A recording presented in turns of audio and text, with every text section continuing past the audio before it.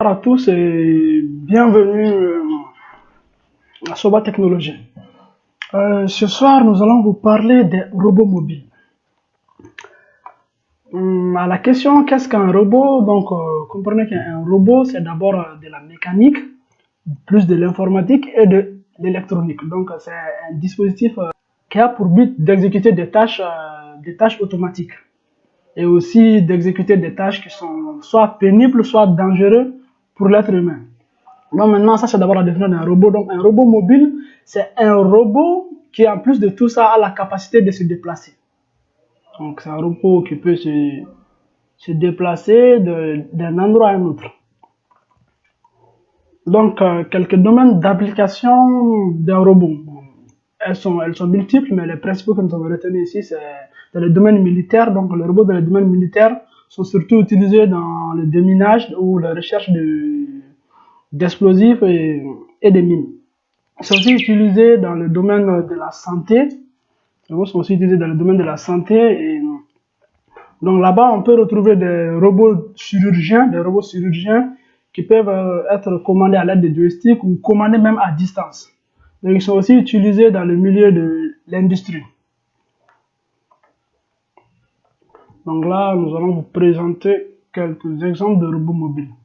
Donc là, on a le robot Twin Rovers de la NASA. Donc c'est un robot qui est utilisé dans leur mission d'exploration de Mars. Donc c'est le même.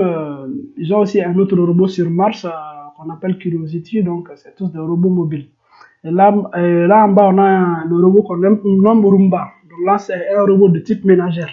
Donc c'est un robot qui est utilisé pour le nettoyage du sol. Donc là, on a un robot de type militaire de fabrication russe. Donc c'est un robot qui a été récemment utilisé en Syrie.